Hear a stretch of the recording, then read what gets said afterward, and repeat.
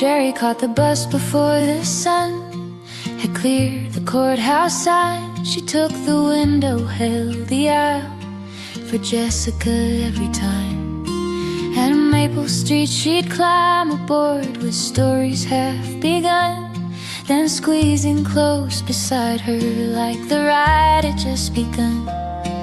They drew their names in fogged up glass and counted every light. They planned their lives past county lines, then changed them every night. Sherry always saved the place and Jessica always came. The driver knew which stop was hers before he heard her name. Sherry saved a seat for Jessica, her books against the wall. She knew the road, she knew the stop, she knew she'd hear a call. Some things feel like forever when you're young enough to trust. Sherry saved a seat for Jessica every morning on that bus. Then Jessica moved in junior year, 3 states and miles away. Her house went dark on Maple Street, but Sherry wrote each day. She still sat pressed against the glass, her school bag in the aisle. And every time they passed that stop, she looked up for a while. Weeks went by, the bus filled up, but no one took that place. Sherry said that it was spoken for and stared out at the rain. She knew that Jessica was gone, she knew she wouldn't come, but moving those books from off the seat felt worse than leaving them. Sherry saved a seat for Jessica long after she'd gone. She knew the road, she knew the stop, she knew she wasn't wrong. Some things feel like forever, even when forever's done. Sherry saved a seat for Jessica and rode beside no one. One crowded morning, Marcus climbed on halfway through the route. He glanced toward Sherry's empty seat, then toward the crowded back. He kept one hand upon the rail and asked her calm and plain, "Is anybody sitting there? I'd rather not sit back today." Sherry almost said it's safe, the answer reached her tongue. Then she followed where his eyes had gone and knew what must be done. She lifted up her books and coat and set them in her lap. Marcus nodded once and sat and left the silence where it sat. The first few rides they barely spoke, just watched the houses pass. Then Marcus made a quiet joke that caught her off her guard. He remembered where she left the bus and asked about the stream where she and Jessica caught that fish and talked about leaving. He never tried to take her place or make her memory small. He listened when she said her name like Jessica mattered still.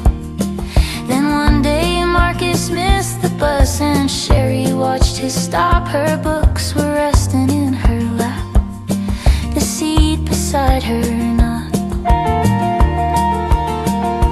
Sherry saved a seat for Marcus, though she never said she would. She watched the road, she watched his stop, and hoped he understood. Some things don't last forever, some things start because they end. Sherry saved a seat for Marcus before she called him friend. By spring he asked her to a movie.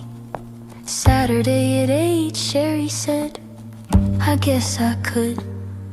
Then worried for 3 days, she changed her blouse, then changed it back, then changed it once again. Her mother smiled from the front seat, her father checked for 10. nights were coming close, her heart was beating fast. She wondered if he changed his mind or wished he hadn't asked. She held the phone against her ear while Jessica talked her through the final mile between the girl she'd been in something new.